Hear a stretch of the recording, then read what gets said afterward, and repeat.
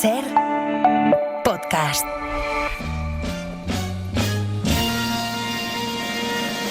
Cada miércoles tenemos una cita con un señor que ama el cine. Una historia de amor muy bonita y que no voy a contar qué final tiene. Que dice lo que piensa para bien. Me parece uno de los mejores actores del mundo. O para mal. Me olía que era una majadería, pero confirmado. Alguien que se define con una sola palabra. Es tremendo. Y que a esta hora abre la ventana del cine. No la abras.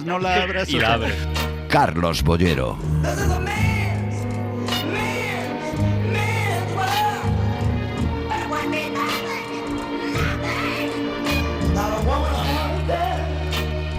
Como todos los miércoles a esta hora abrimos la ventana del cine con nuestro amigo Carlos Bollero. Carlos, buenas tardes. ¿Qué tal, Marta? ¿Cómo estás? Pues muy contenta de saludarte. Hacía mucho que no coincidíamos en antena, verdad. ¿no? Ahora es que nos vemos Nos cruzamos. muy poco. Llevamos turnos distintos, pero Sí. encantado de estar contigo, como siempre. Igual. Oye, una de las cosas que más me gustan cuando escucho tu sección, cuando estás con Francino, es escuchar la elección de la canción con la que cierras, porque siempre hay una historia detrás y como sí. me gustan mucho las historias. Siempre hay que una cuentas. historia detrás de las canciones. Algunas horrorosas, dependiendo Sí. cómo sea la Bueno, canción. pero es que la vida es así. Pero sí, yo creo que las canciones cuentan o embellecen la vida, sobre todo las canciones de desamor y de abandono siempre han tenido un éxito impresionante, porque el mundo debe estar lleno de esas cosas, pero las de amor también, ¿no? Pues mira, te las- propongo que sí. empecemos esta charla escuchando una de esas canciones. Take me now, baby, here as I am. Pull me close, try and understand. Desire is hunger, is the fire I breathe. Love is a banquet on which we feed. Come on now, try and understand the way I feel when I'm in your head. Take my hand from undercover. They can't hurt you now, can't hurt you now, can't hurt you now. Because the night belongs to lovers. Because the night belongs to life. Because the night belongs to lovers. Because the night belongs to us. Have I doubt? Porque la noche pertenece a los amantes. Creo que Patti Sí. Smith además te gusta especialmente. Déjame que tengo que hacer una conexión con los compañeros de deportes. Vamos a hablar de tenis. Rafa Jodar ha caído ante Sinner en el Mutua Open de Madrid. Héctor González, buenas tardes. ¿Qué tal, Marta? Muy buenas. No ha podido aquí ser, estamos ¿no? No ha podido ser. Aquí estamos en la caja mágica. Casi 2 horas de partido entre Jannik Sinner, el número 1 del mundo, el italiano que ha derrotado al español Rafa Jodar por 6-2 y 7-6. Pero lo cierto es que el tenista madrileño de tan solo 19 años ha llevado al límite al número 1 del mundo. Lo ha obligado a sacar su mejor tenis. Eso es con lo que se tiene que quedar Rafa Jodar, que empezaba el torneo como número 42 del mundo, que va a seguir escalando posiciones en el ranking y que incluso podría ser cabeza de serie dentro de unas semanas en Roland Garros. Por tanto, Jodar cae eliminado, sí, pero con honores aquí en Madrid, 6-2 y 7-6 ante Sinner, que jugará el viernes las semifinales del torneo. Gracias, Héctor. Hasta luego, un abrazo.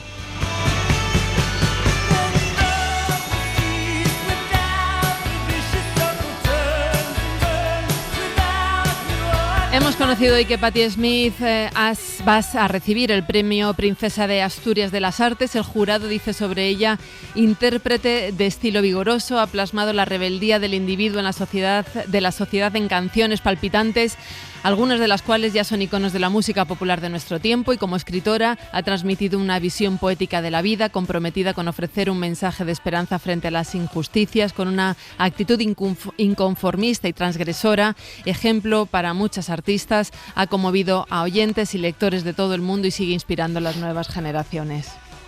Pues estoy de acuerdo. Me parece un poco pomposo los Bueno, méritos. los jurados muchas o veces. un poco académico todo, ¿no? Pero Patti Smith efectivamente es una señora que te provoca sensaciones cuando canta, ¿no? Yo vi un recital suyo ahí en este sitio, en la ciudad universitaria. En los jardines del Botánico, las noches del Botánico. Es la única vez que la he visto. Hace, hará 10 años o por ahí. Y es muy, muy impresionante. Hubo una cosa en su actuación que no... Sabes que ella iba de punky, bueno, como muy, muy fiera y muy tal. Y hubo un momento en el recital que hacía como el ademán de escupir, ¿no? Era un gesto muy, muy punky. Sí.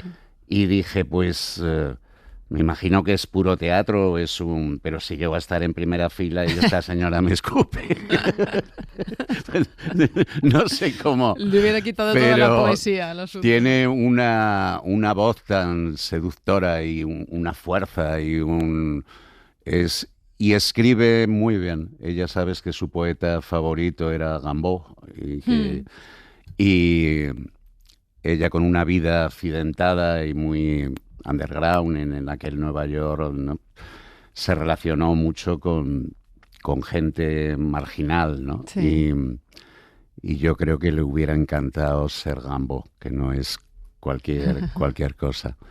Y esta canción que me has puesto tiene discos magistrales, pero esta creo recordar que es de Bruce Springsteen, Because the Night ha sido... Pero ella yo creo que la interpreta mejor, vamos, todos tenemos el... Y dices, pues muy bien que ¿Qué premio le han dado? Porque en eso de los premios hay tantos... Princesa de Asturias de las Artes. Ah, pues muy merecido. Así que vendrá. Sí, se lo dieron a Leonard Cohen, ¿te acuerdas? Sí. Hace unos años que tuvo una exposición brillante y donde contó su historia con aquel gitano que tocaba la guitarra en Montreal y que después adivinó que se había suicidado, pero que fue fundamental para él el dedicarse a la música y tal, ¿no? Entonces está muy bien que a los cantantes, aunque tanto Leonard Cohen es mucho más que un cantante, es un poeta eximio, ¿no? Y Patti Smith, además, personas tan seductoras, pues que le den premios de las artes, que es lo que ellos han hecho. Claro que sí. Dedicado toda su vida. Patti Smith va a cumplir 80 años en diciembre de este año. 80 años, sí. Sí. Pues cuando la vi, a los 70 mantenía el tipo. Era ahí sigue, ¿no? toda vestida de negro y como muy, muy eléctrica y muy... Está muy bien esta señora Patti Smith. O sea que... Bueno, me parecía un buen motivo para empezar este ratito con la música, pero también hay estrenos. Hablar de gente que ha hecho cosas hermosas nunca está de más, es siempre agradable, sí. Venga, vamos con los estrenos.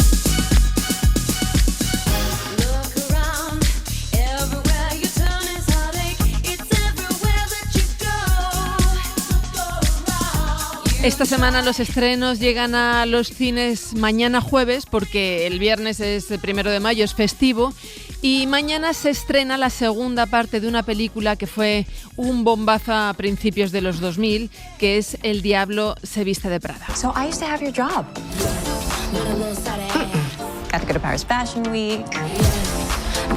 En esta secuela, el personaje de Andy Sachs regresa a la revista de moda Runway mientras su directora se adapta al nuevo panorama mediático y a la competencia de Emily, su antigua asistente, que ahora trabaja para Dior.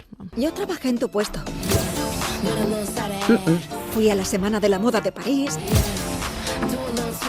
Llevé prendas de Chanel de ese año. ¿Aún tienes todo eso? No, lo regalé. ¿Qué? Una secuela que llega 20 años después de la primera película, Carlos. Sí. ¿Tú viste la primera, Marta? Pues, ¿sabes que no me acuerdo? Pues te pasa lo mismo que a mí, que viendo esta intentaba recordar algo de la primera y no tengo ningún recuerdo, se me ha borrado absolutamente. Pero sí la viste, porque sí, la vi. Hemos rescatado unas críticas tuyas de esa. De y 2006. que decía que nada, ¿no? Me pareció una gilipollez, vale. más que previsible. Qué mal hablado soy. Decías, No ni tengo- siquiera me compensa ver y escuchar a los siempre modélicos Meryl Streep y Stanley Tucci. Sí. Me largué a la hora. Además de banal, todo me parecía sabido y aburrido. Curiosamente, gente a la que aprecio y respeto me habían comentado que era una comedia muy divertida. Pues de esta segunda suscribo lo mismo que escribí la otra hace 20 años. Y curiosamente es verdad que hay gente que le gusta mucho, ¿no? Está hecha por el creador, del director de Seso en Nueva York. Y es que las películas de moda a mí no me conmueven, aunque considere a Giorgio Armani como un genio, ¿no? Y que dices, no solo la ropa que se inventó, sino qué bien te sentías al ponértela.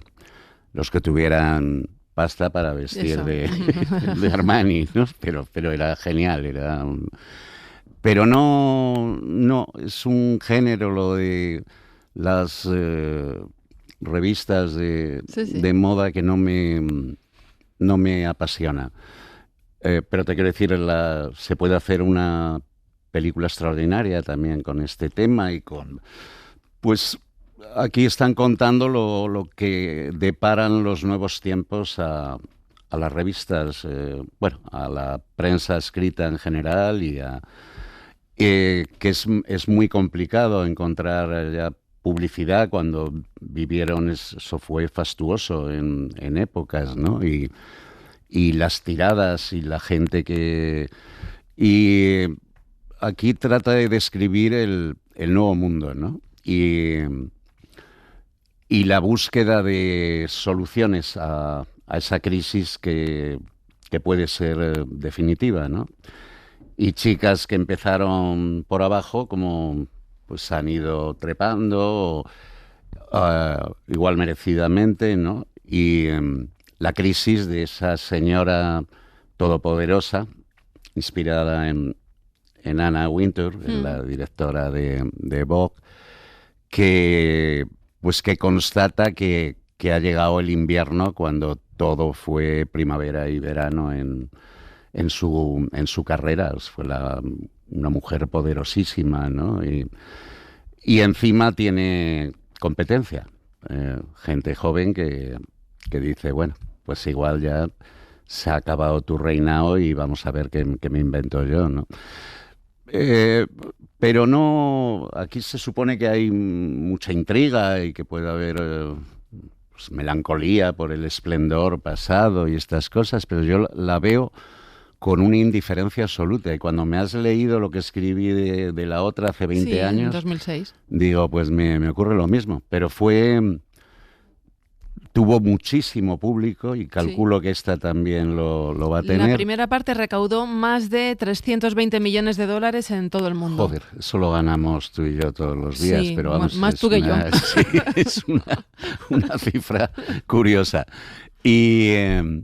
¿qué tiene? Bueno, a mí a Anne Hathaway no le he pillado el rollo. Yo nunca, esta mujer es muy guapa, pero no... Y está Meryl Streep. Claro, ella estuvo nominada a los Oscar por su papel en esta película de la primera parte.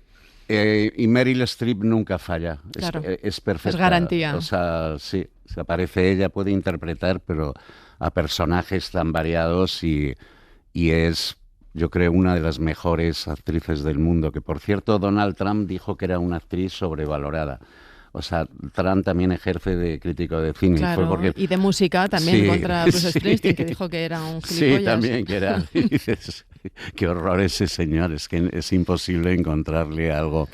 Y dices, Meryl Streep, pues bueno, es una garantía, es una señora que se pone delante de la cámara y interprete el papel que interprete, siempre te lo vas a creer.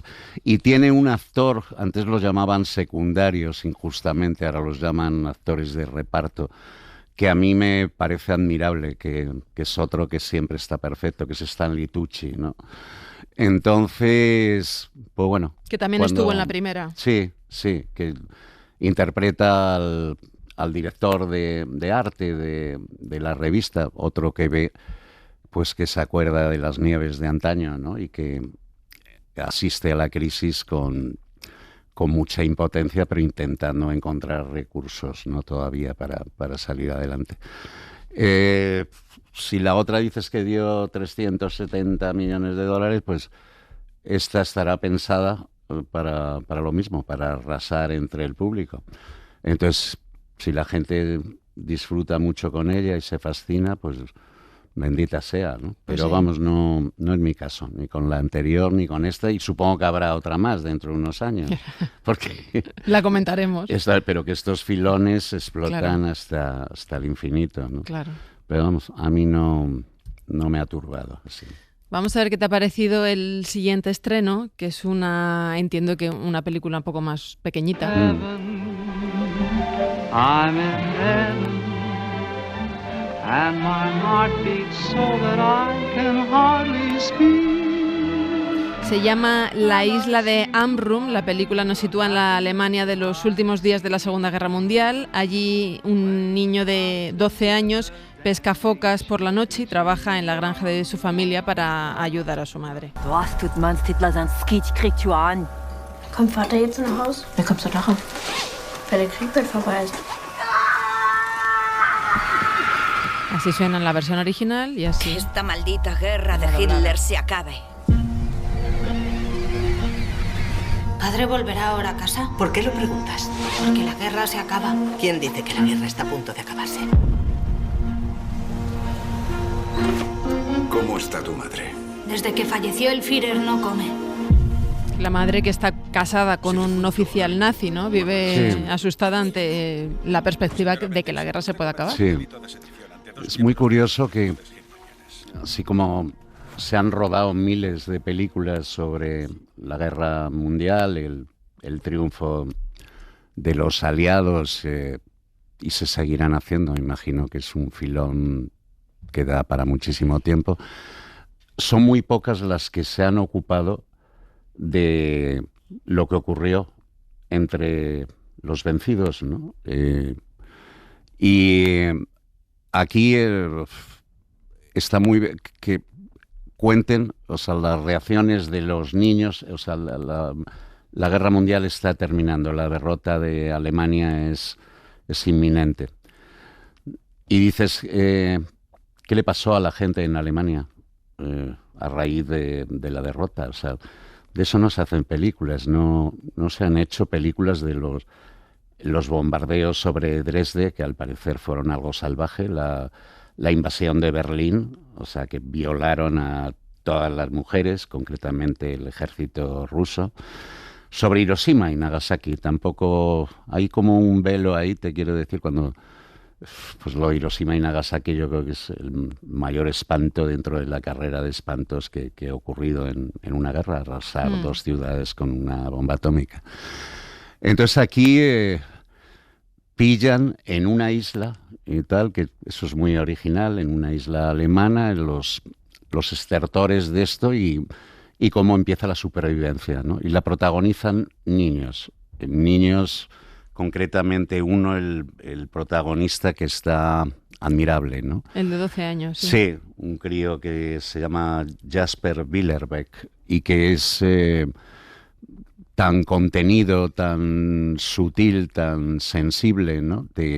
Y te habla de la amistad de unos niños y de pues cómo encontrar comida ya es un lujo tremendo, ¿no? Y de cómo asisten ellos, además con las raíces familiares del niño, ¿no? Pues te quiero decir, yo creo que la inmensa mayoría del pueblo alemán estuvo con Hitler, ¿no?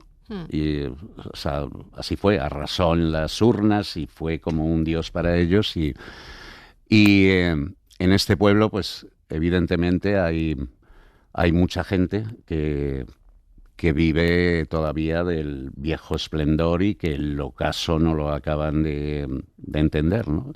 Y en medio los niños, con una relación de amistad muy, muy entrañable y buscándose la vida, o sea, intentando conseguir pan con miel, que es como un lujo, ¿no?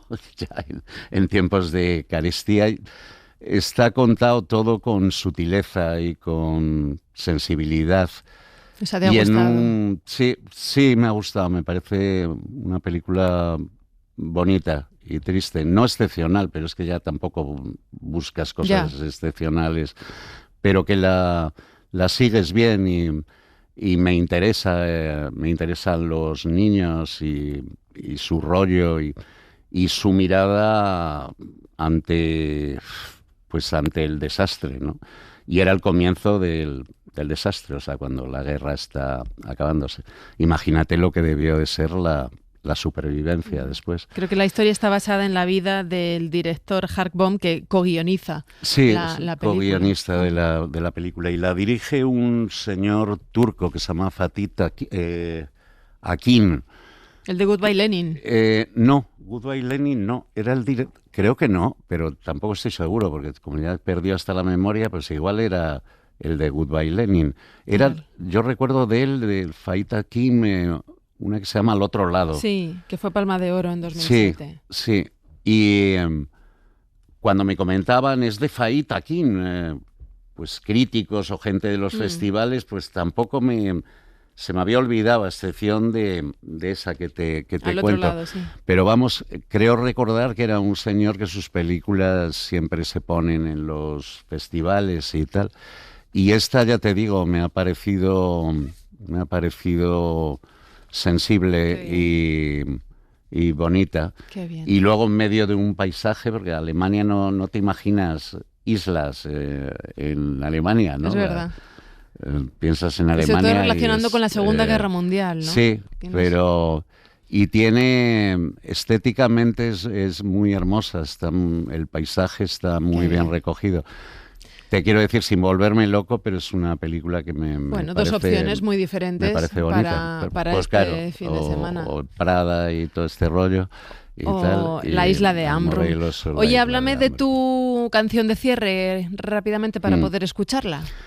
Pues se juntaron dos leyendas con causa de la música norteamericana, ¿qué digo norteamericana? De la música mundial, así. Dos señores cuya música yo amo, ¿no? Un tal Bob Dylan invitó a un tal Johnny Cash a cantar juntos La chica del país del norte, una de las canciones de amor más bonitas que ha escrito Dylan, ¿no? Y Johnny Cash, pues es una obra de arte lo que hace y se entiende con Dylan, ¿no? O sea, y diciendo, pues, qué hermosa es la música, sí. La letra no la traduzco, pero es preciosa. Pero que la busquen, claro. Sí. Vamos a escucharlos. It curls and falls all down her breast.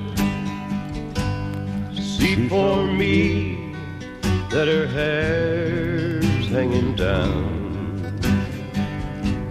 That's the way I remember her best. If you go, ahí está. When the snowflakes fall, when the rivers freeze, and summer ends, please see for me if she's wearing a coat so warm to keep her from the howling wind. If you're traveling in the North Country Fair, where the winds hit heavy on the borderline, please say hello to one who is there. For she was once a true love of mine.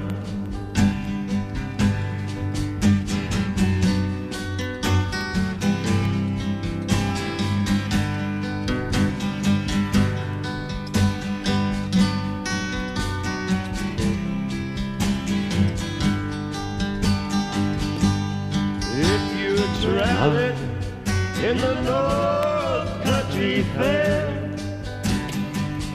where the winds hit heavy on the borderline. Remember me to one who lives there. She once was a true love of mine. Love of mine. A true love of mine. Se me van a saltar las lágrimas, así que... Muchas gracias, Carlos. Qué bonito, ¿no? Oírles, es Hermoso. una belleza y eso.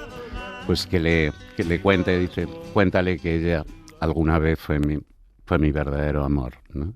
Esa chica del país del norte.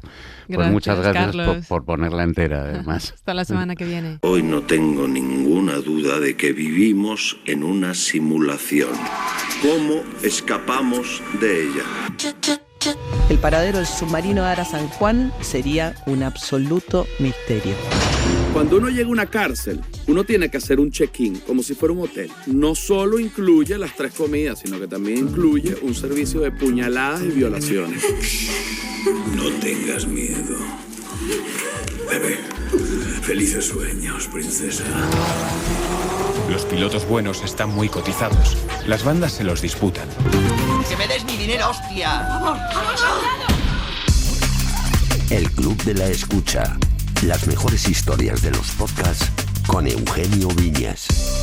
Seguro que alguien en más de una ocasión, en algún momento determinado, se ha preguntado cómo serán los mafiosos, los narcotraficantes, los nazis o los genocidas en la intimidad de sus hogares, si serían buenos padres, si se arrepentirían de sus actos a lo largo del tiempo.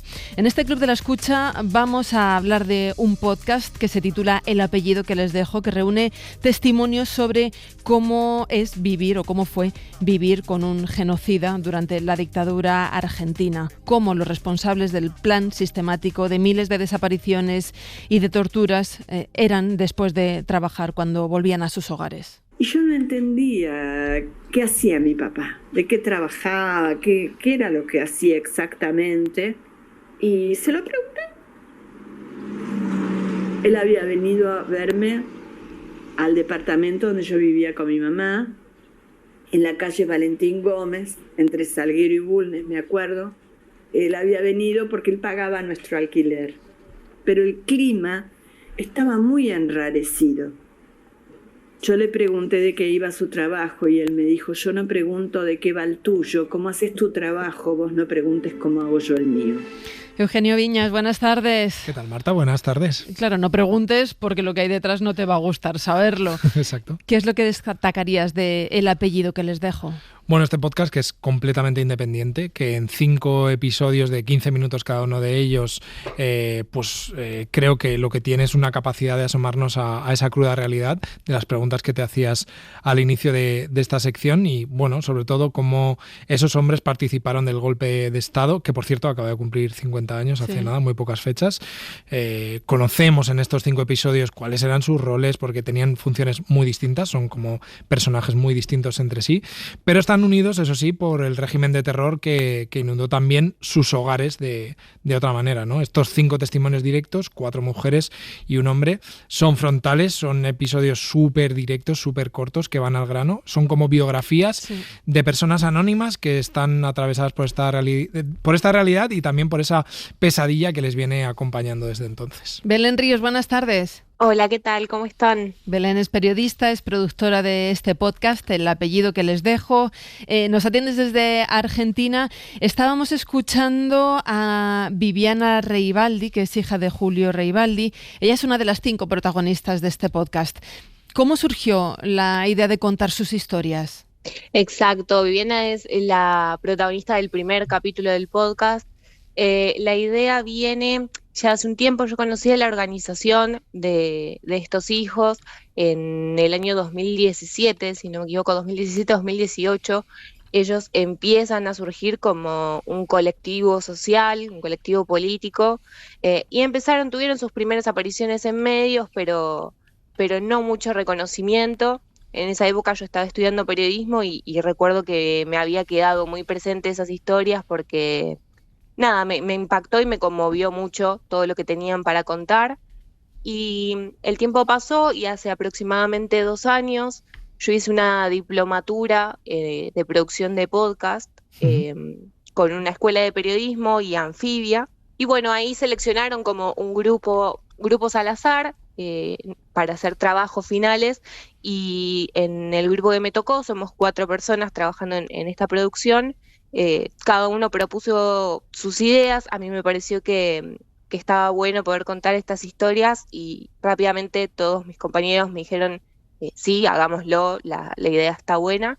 Y bueno, ahí arrancamos primero con la idea de hacer un capítulo como entrega final para poder terminar los estudios, pero después nos dimos cuenta que teníamos mucho material valioso y que nos gustaba la idea de poder continuarlo y bueno, transformarlo en esto que es hoy. Mira, por saber un poco más quién era Julio Reibaldi, vamos a escucharlo en voz de su propia hija. Solo de una cosa estoy seguro: mis hijos y mis nietos pronunciarán con orgullo el apellido que les deje. No, esta es la razón que da al nombre al podcast, ¿verdad? Exacto, que esa es la introducción. No era Reibaldi, sino Masero, otro genocida. Masera, exacto, es uno de los miembros de la Junta Militar que dio el golpe acá en Argentina, y esa es su defensa en el juicio que le hacen, que por suerte los condenan. En su alegato él explica esto, que él obviamente no está arrepentido de lo que hizo y que cree que sus hijos y sus nietos van a pronunciar con orgullo su apellido. Y bueno, este podcast viene un poco a darle respuesta a eso y a mostrar que no es así, que los hijos eligieron hacer otra cosa con sus apellidos. Decía, vamos a rescatar cómo cuentan los hijos las figuras de sus padres. Esta es Viviana. Mi papá fue un oficial de informaciones del ejército, se retiró en el año 70, pero en el 71 reingresó como personal civil de inteligencia. La función de mi papá, como él le dijo alguna vez a mi hijo, fue ser espía. Después fue ser analista. Lo que hacían los analistas era recabar toda la información obtenida bajo tortura en los centros clandestinos de detención y exterminio del país, analizar esa información y decidir a qué otras personas ir a secuestrar y en dónde.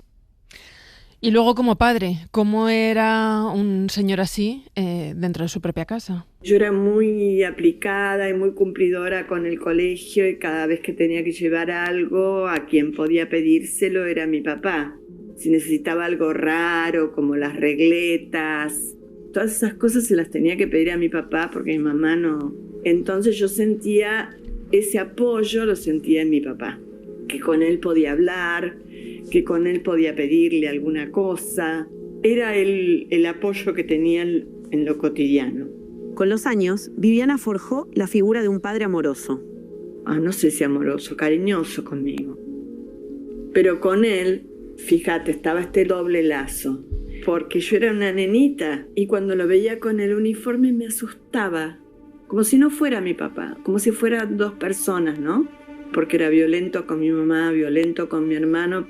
Bueno, había algo con mi hermano que siempre me impresionó, que era que le agarraba la cabeza y se la metía abajo de la canilla de la bañadera.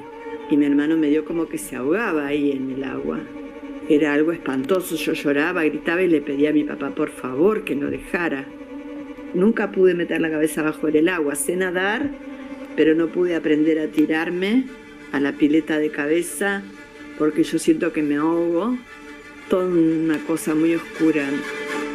Belén, has comentado que existe una asociación donde están todas estas hijas e hijos de genocidas, y si escuchamos esta serie que recomendamos aquí muy fuertemente desde el Club de la Escucha, vemos que sí que hay como, digamos, una respuesta bastante homogénea al final, en el sentido de ser muy conscientes de lo que hicieron y que han conseguido, digamos, entender todo lo que ocurrió. Pero yo te quería preguntar, no sé si existe, no te diría una asociación contraria a ellos, o si ellos han encontrado, digamos, reacción, porque a lo mejor hay hijas e hijos de genocidas que lo ven desde otro lado.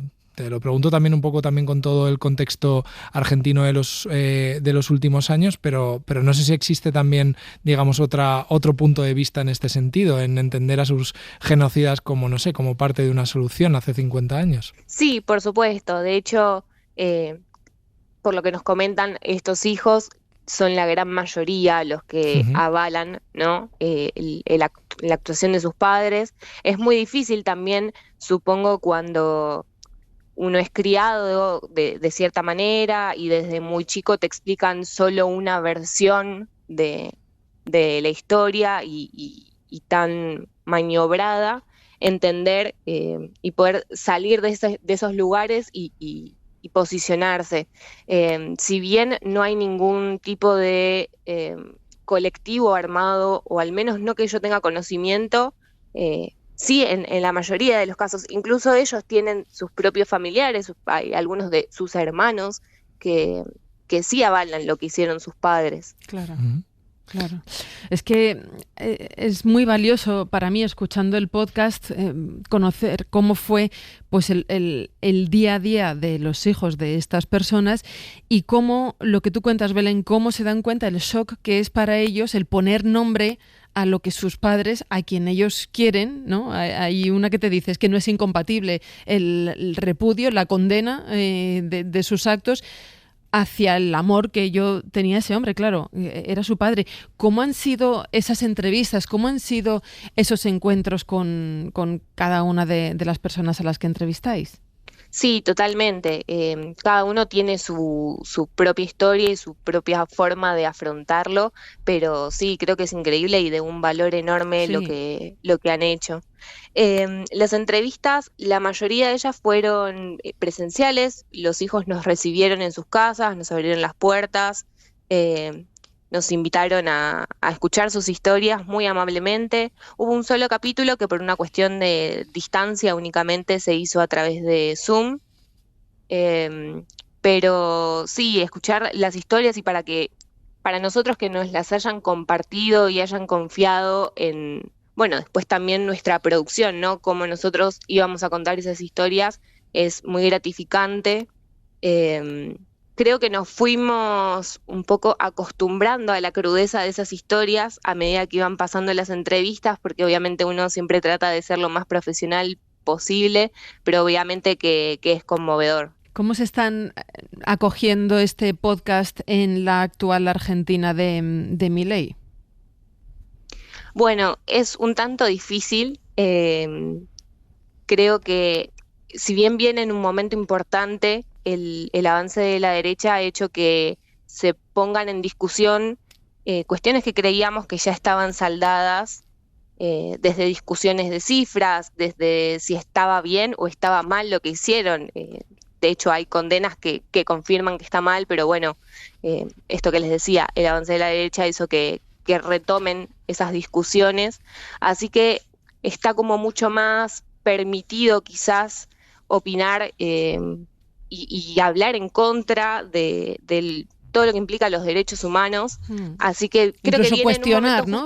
Cuestionar las violaciones de derechos humanos que hubo durante ese periodo. Claro, tal cual, como si fuese algo normal.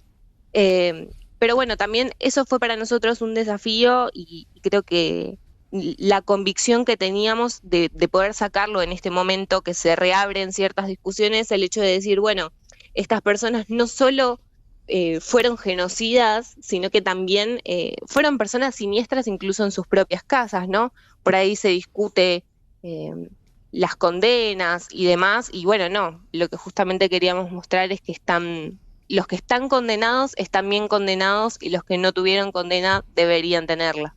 Y también tienen ese punto de normalidad que a mí ha sido una de las cosas más estimulantes de escuchar este podcast, El apellido que les dejo, que es que evidentemente, ¿no? Eran personas a la vez, lo digo porque ahora también puede haber en el mundo personas que sean padres, madres a la vez, pero que estén cometiendo delitos o que estén cometiendo injusticias atroces. Yo, Belén, te quería preguntar por algo que estoy convencido, pero a ver si me equivoco, que ha sido una decisión de la producción, y es el hecho de haberos limitado a los 15 minutos por episodio, porque cada una de estas historias podría extenderse seguro durante una hora o durante mucho. Y lo habéis conseguido. ¿Era así? O sea, ¿queríais que se encapsulara en episodios más bien cortos, digamos, de 15 minutos? Sí, totalmente. Las entrevistas han durado la mayoría cerca de las 2 horas, así que el trabajo de poder sintetizar eso fue grande, nos llevó bastante tiempo, pero sí, entendiendo la modalidad de consumo, es buscar un punto intermedio, ¿no? Entre la historia que queremos contar y que queremos que llegue a la gente, y que por ahí la gente no está tan acostumbrada a escuchar contenidos demasiado largos, o la atención dura poco tiempo. Entonces poder encontrar en una duración que creíamos un punto intermedio para poder contar las historias y que realmente sean un gancho para poder escuchar el siguiente capítulo. Pues desde luego que lo recomendamos muchísimo, El apellido que les dejo. Belén, muchísimas gracias y mucha suerte, que se escuche mucho. Bueno, muchísimas gracias y por el interés, por la difusión, por ayudarnos. Nosotros somos una producción independiente, así que toda esta ayuda nos sirve muchísimo para poder llegar a más personas. Ojalá que sí, mucha suerte. Gracias, Belén. Vamos a encenderla. Muchísimas gracias. En La Ventana acontece, que no es poco. Un relato personal de la historia, con Nieves con Costrina, Cadena SER.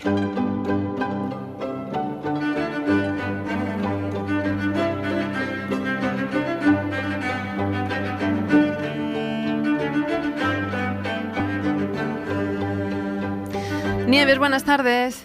Hola, buenas tardes, Marta. ¿Qué tal? Ya te comentó Francino el otro día que haber recordado la fecha del nacimiento de Hitler seguro que te iba a dar para remover la curiosidad, para ir desenterrando episodios relacionados con el nazismo.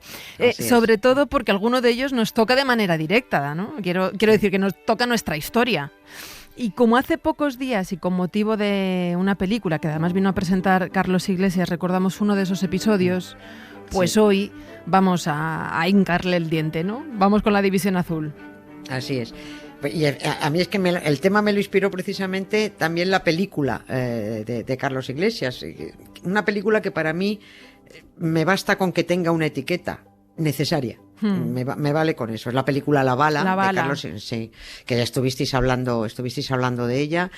Y bueno, y de Carlos Iglesias ya sabemos que es un director muy comprometido con la memoria democrática desde distintos enfoques. Ya se ocupó de la emigración con Un franco 14 pesetas, que es maravillosa.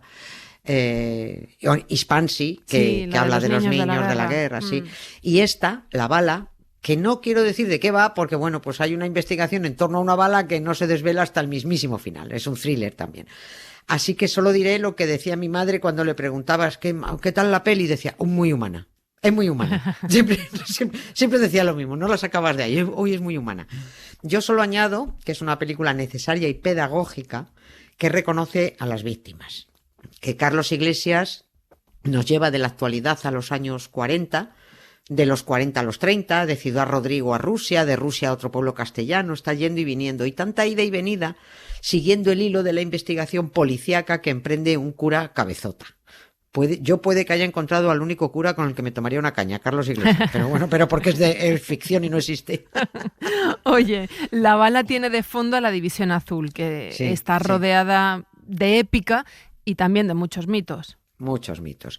Pues la épica se la vamos a quitar y la vamos a desnudar de mitos para chasco de muchos, porque con La División Azul casi todo el mundo se queda en los titulares. Los hombres que envió Franco a luchar contra los comunistas. Y dicen otros, los hombres que envió Franco a luchar junto a los nazis. Las dos definiciones valen por separado. Yo haría una definición conjunta. Los divisionarios fueron a matar comunistas desde las trincheras nazis para pagar la deuda que Franco tenía con Hitler. Españoles en apoyo de los nazis. nazis que en esos momentos estaban exterminando a miles de bebés, niños, ancianos y personas discapacitadas en general, homosexuales, gitanos y a 6 millones de judíos. Así que, señores franquistas del PP que sacan pecho cuando se menciona la División Azul y apoyan ahora a Netanyahu y están contra el aborto y la eutanasia, tienen ustedes un cacao mental con sus referentes que no hay por dónde agarrarlo.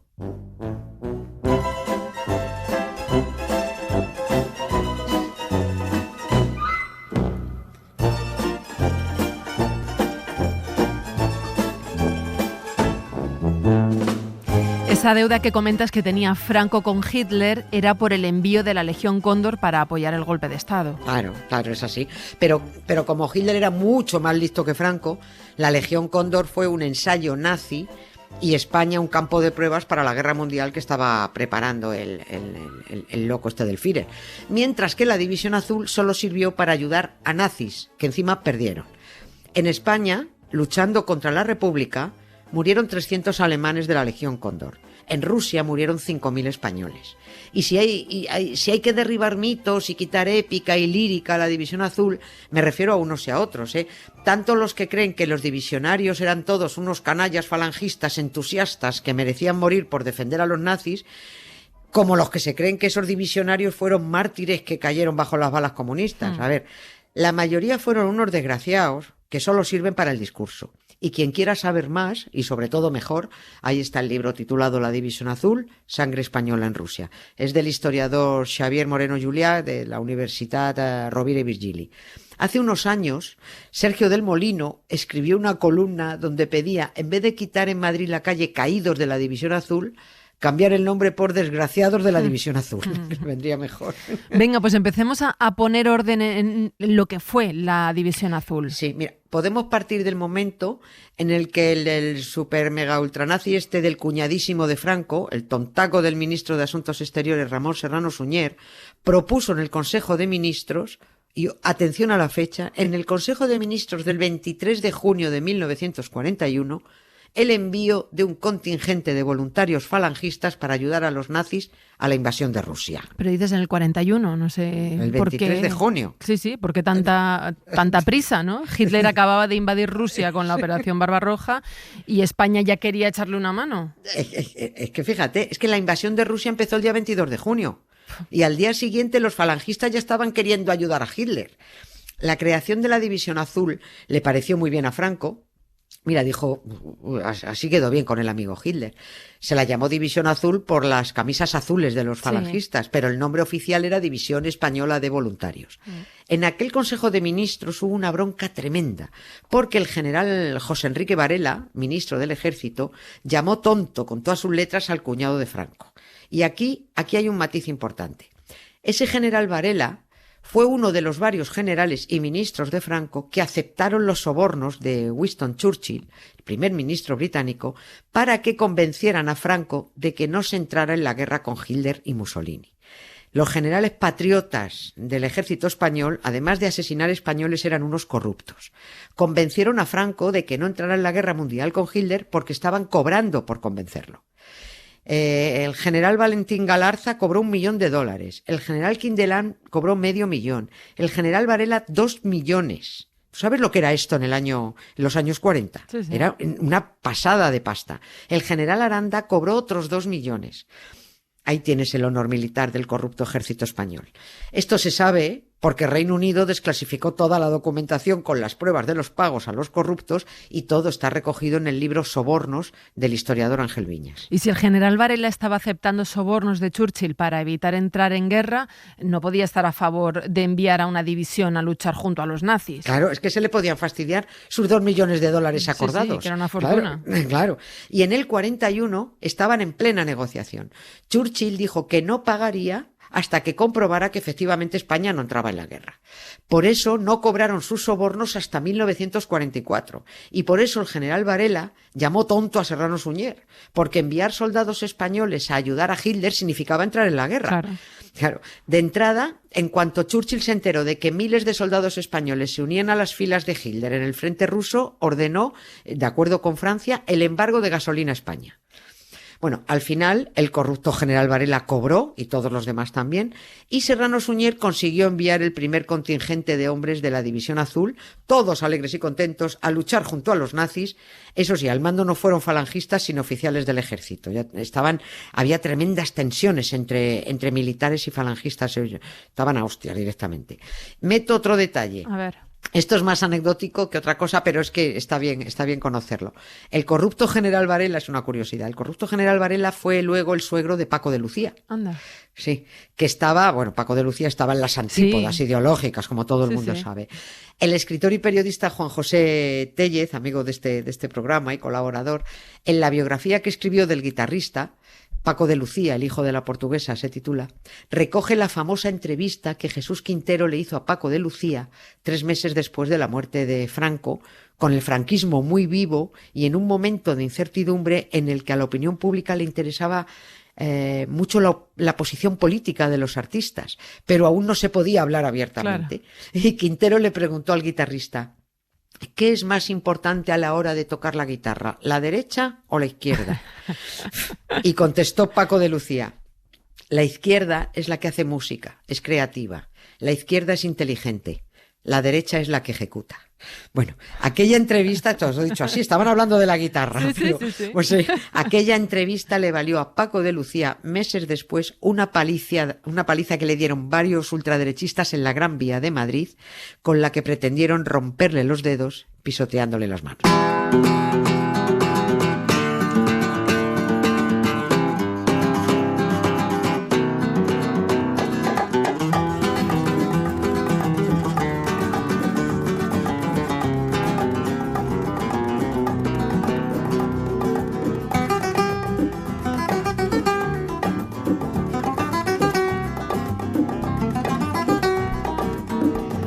Me has dejado de piedra con esta anécdota de Paco de Lucía, no lo sabía. Es muy curioso el asunto. Sí. Oye, ¿cuántos hombres integraron en total la División Azul? En total, casi en 45.500, otras cifras hablan de 47.000, en fin. Al principio, efectivamente, eran voluntarios, se apuntaban como locos, menos catalanes y vascos, entre los que la idea triunfó poco y no se cubrió el cupo previsto, porque se puso cupo de voluntarios por provincias. Porque claro, los catalanes y los vascos dijeron, ¿a Rusia? ¿Con el frío que hace? ¿A luchar con los nazis? Y nos pide que vayamos un fascista que ha dado un golpe de estado, provocó una guerra y está desangrando el país. Que vaya tu padre a la guerra, hombre. Cuando llegaron a Rusia, allí no eran la División Azul, los divisionarios. Allí eran la División 250 de Infantería del Ejército Nazi. Eran nazis. Los llevaban primero a Alemania. Allí los adiestraban durante un mes, les daban el armamento, los uniformes y los enviaban al frente, no sin antes hacer un juramento de fidelidad a Hitler. Y ahora sí, tan contentos a Rusia, matar a comunistas y soviéticos y creyéndose aquello que dijo Hitler de que eso iba a ser una guerra relámpago en la que, en 2 meses como mucho, la Unión Soviética estaría sometida. Otro como Donald Trump y sus guerras ganadas en 15 días. Decir que me sonaba eso. Sí. Bueno, el entusiasmo, por supuesto, se les cortó de golpe, claro. Aquello era una guerra de dimensiones desproporcionadas, en donde iban a morir en condiciones horrendas, o a sufrir operaciones y amputaciones sin anestesia, maltrato cuando cayeran prisioneros, trabajos forzados, el frío en el gulag. ¿Qué se creían que es una guerra? Y encima a luchar del lado de los nazis. Y respecto a los voluntarios, ¿no lo fueron todos? No. A ver, es que según se mire. A ver, la mayoría sí, voluntarios que creen que en la guerra siempre mueren los otros, los que se fueron contentos a matar comunistas. Y luego los voluntarios que, en la España del hambre y la miseria de los años 41, 42, 43, cuando estaba muriéndose la gente de inanición en este país, se hubieran ido al mismísimo infierno con tal de que su familia recibiera un salario. Otros fueron por puro miedo, porque apuntándose a la División Azul limpiaban un pasado político por el que podrían ir a buscarlos para fusilarlos en cualquier momento. Otros fueron obligados a ir porque eran soldados de reemplazo. Otros se apuntaron para reducir una condena de prisión. La División Azul no era un grupo tan homogéneo como pudiera parecer. Muchos fueron porque no les quedaba otro remedio, y muchos de los que fueron voluntariamente maldijeron el día en el que se subieron a un tren para luchar con los nazis, y mucho más maldijeron los que quedaron prisioneros y abandonados durante 10 años en los campos de concentración soviéticos, porque cuando Hitler perdió la guerra, los señores de la División Azul ni eran héroes ni mucho menos convenía estar orgulloso de ellos. Eran los perdedores por haber estado del lado del perdedor Hitler. Cuando canta el gallo negro, es que ya se acaba el día. Cuando canta el gallo negro, es que ya se acaba el día. Si cantara el gallo rojo, otro gallo cantaría. Si cantara el gallo rojo, otro gallo cantaría. Ay. Nieves, dime qué podemos hacer más capítulos sobre la División Azul. Te lo digo porque es que, claro, hay que saber por qué estos señores luego esperaban haber sido recibidos como héroes y Franco dijo discreción con esta gente. Los dejó tirados. Pues te seguiremos escuchando, Nieves. Gracias. Gracias a ti, beso. Marta. Un beso. Lo que queda del día. Con Isaías Lafuente. ¿Por dónde lo hacemos, Isaías? Pues mira, hoy lo que queda del día es una especie de loncha en mitad de un sándwich entre la información pura y dura y el fútbol y el deporte. El Atlético juega el partido de ida de las semifinales de Champions dentro de una hora y ha sido un día muy intenso también en lo informativo y la primera de nuestras greguerías pues ha jugado con ambos conceptos. A ver, la gente sigue dándole vueltas al tema del atentado de Donald Trump. Gente como a mí, ¿qué me contáis? ¿Pero quién está disparando a Trump? ¿Vinicius? Una gran idea que ha tenido Doc. Tener un cajón lleno de cables de cargador viejos siempre viene bien, por si un día tienes que salir de casa descolgándote por la ventana. Atención a esta conversación que ha captado el gran Stockman. Son 32 euros. ¿Tiene cambio de 100? Bueno, preferimos no aceptar billetes grandes por si son falsos. Bueno, también tengo este de 35. Ah, pues mucho mejor. Al final, con lo bueno de dinero hablaba la última de las greguerías y de dinero se ha hablado y muchísimo en el juicio de las mascarillas. Ha descrito Aldama cómo crearon una organización destinada al cobro de comisiones ilegales de obra pública. El dinero fluía en diferentes soportes, en sobres. Si llevaba entre 50 y 60.000 euros, lo llevaba en un sobre. ¿En mochila? Y solamente llevaba la mochila cuando llevaba dinero en cantidades importantes al ministerio. ¿En bolsa de Carrefour? Y en su casa, en una bolsa de Carrefour. A veces llegó a hacer entregas muy altas de dinero. Si llevaba cantidades más altas, hasta 250.000 euros, lo llevaba en la mochila. Bueno, si iba con 250.000 euros al ministerio, no debía pasar el control de seguridad, porque tanto billete compactado se debe notar. Vamos, que Aldama ha cantado hoy en el juicio La Traviata.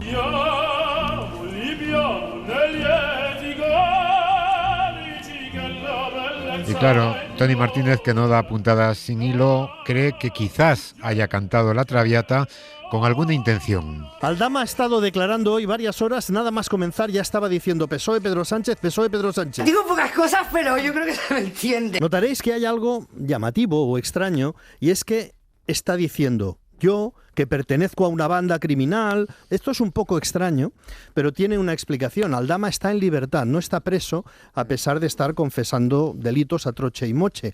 Está en libertad porque está colaborando. Esto quiere decir que, sea verdad o mentira lo que cuenta, lo que está contando favorece sus intereses personales, porque desde que empezó a implicar al PSOE y a Pedro Sánchez sin pruebas, ha salido en libertad. En fin, unos cantan por interés propio, otros cantan para bien de todos.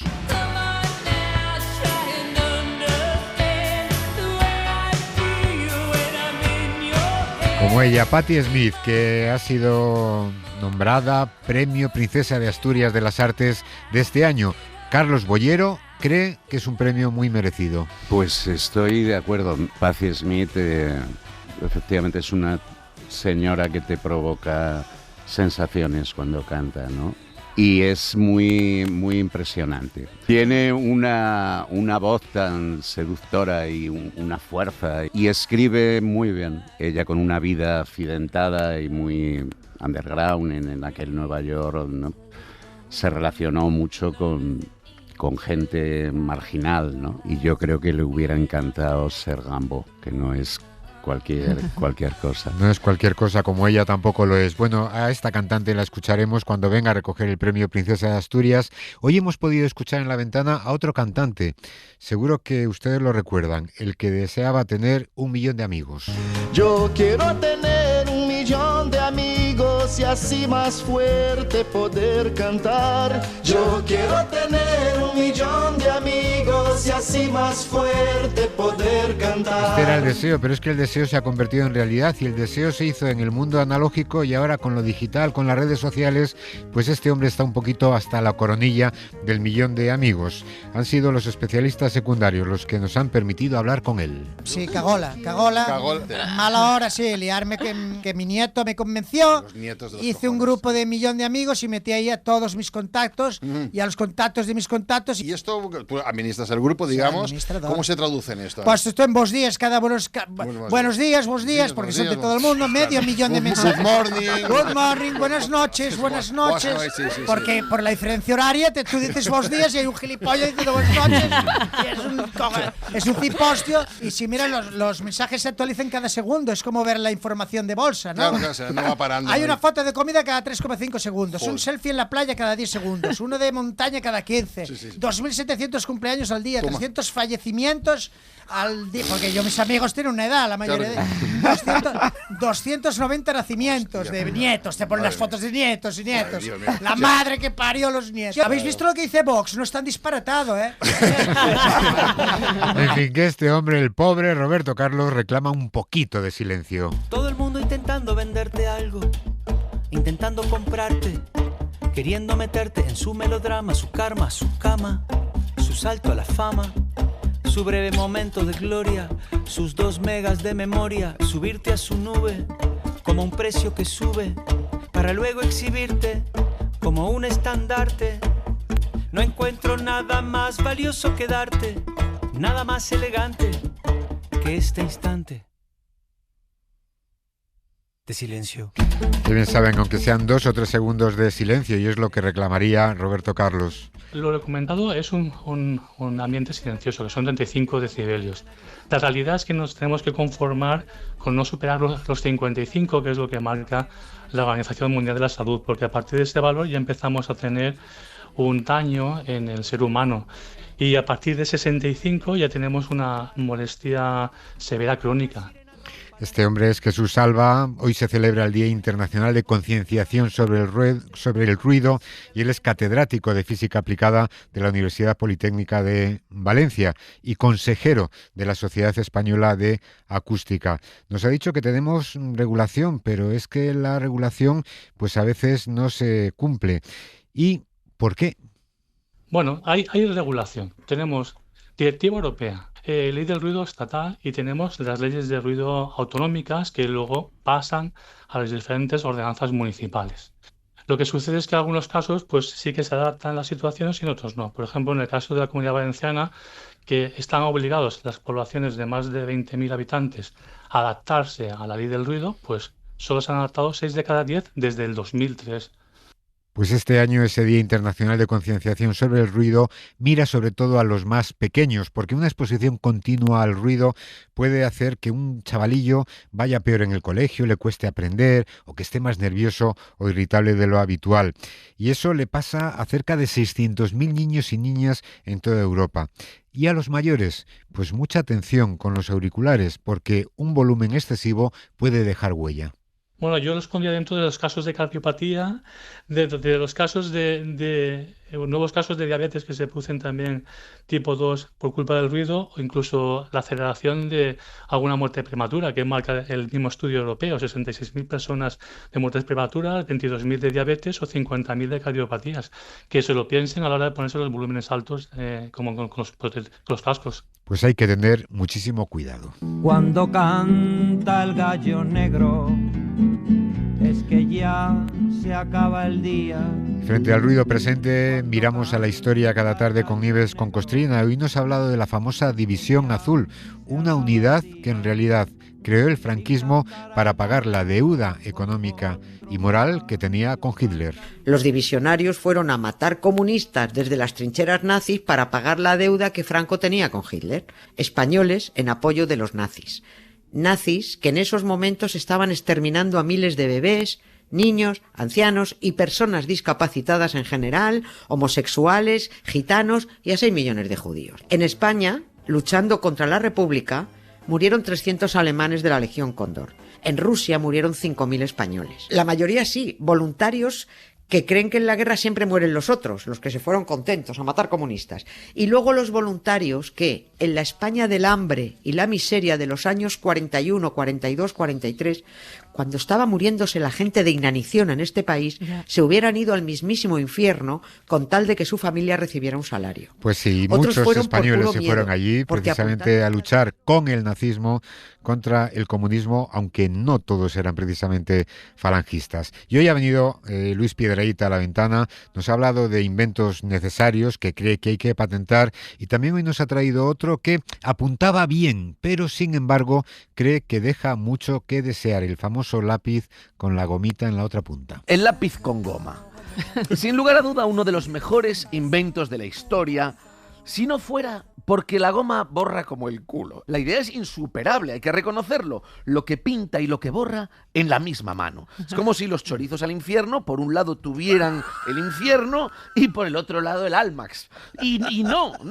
Esa idea de que con la misma mano cometes el error y con la misma lo corriges, es fantástica. El problema es que la goma que ponen al lápiz no borra, es una especie de mezcla entre un corcho y piedra pómez. Araña el papel, lo emborrona, y me parece mal, porque la goma que borra lápiz ya está inventada. Y borran fenomenal, pero alguien dijo, no, pon mejor ahí un trozo de suela de zapatilla de tenis, que es lo que nos interesa. Y hablando de tenis, hemos estado toda la tarde pendientes del partido de Rafa Jódar. Ha luchado frente a Sinner, pero no ha podido ser. Héctor González nos lo contaba poco después de las 6. No ha podido ser. Casi 2 horas de partido entre Jannik Sinner, el número 1 del mundo, el italiano que ha derrotado al español Rafa Jódar por 6-2 y 7-6. Pero lo cierto es que el tenista madrileño de tan solo 19 años ha llevado al límite al número 1 del mundo. Lo ha obligado a sacar su mejor tenis. Eso es con lo que se tiene que quedar Rafa Jódar, que va a seguir escalando posiciones en el ranking y que incluso podría ser cabeza de serie en Roland Garros.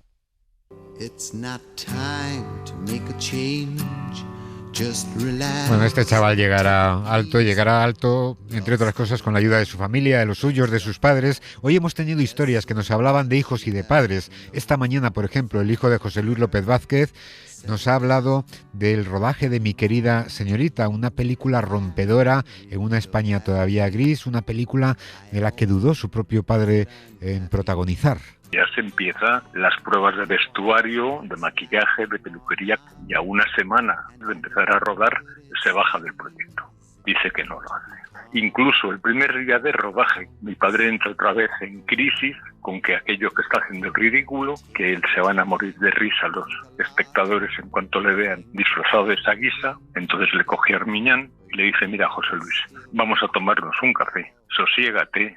Y entonces le llevó a una cafetería que estaba cercana al rodaje, y el camarero les atiende y les dice, la señora que va a tomar. Y entonces Jaime le dijo, ¿ves? Imbécil.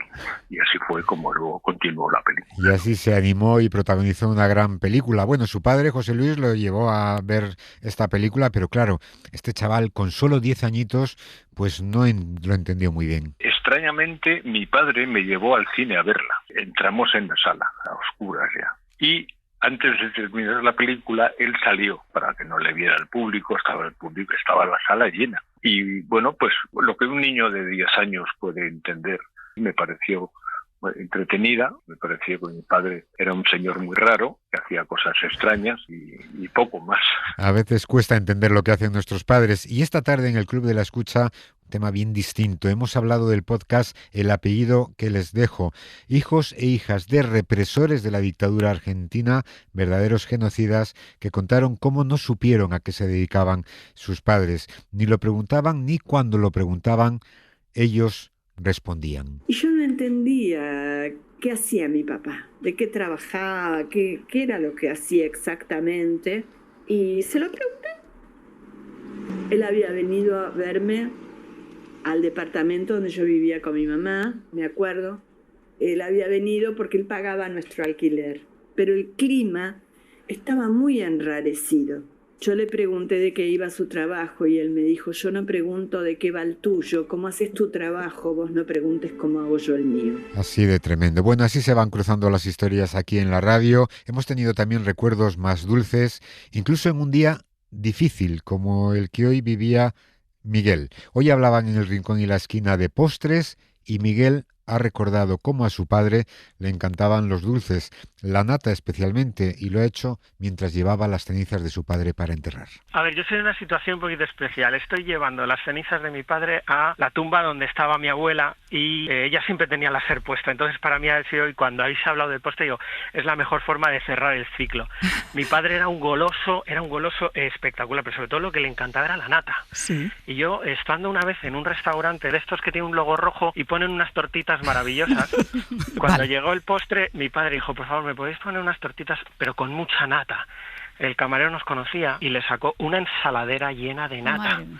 Y mi padre se terminó la nata entera. O sea, la cara de gozo que puso cuando vio esa ensaladera llena de nata, nosotros, mi hermano y yo, estábamos horrorizados diciendo, pero esto te lo vas a terminar. Mi padre, por supuesto. Por supuesto. Y se comió las 3 tortitas con la ensaladera de nata de rigor. Pues así ha cerrado Miguel este círculo personal en la radio y en un momento especialmente difícil, pero recordando un momento dulce de su padre. Y así cerramos nosotros nuestro propio círculo, Marta. Pues así terminamos La Ventana. Volvemos a abrirla mañana, como siempre, a las 4, las 3 en Canarias, con Francino. Un beso muy fuerte. Para no perderte ningún episodio, síguenos en la aplicación o la web de la SER, Podium Podcast o tu plataforma de audio favorita.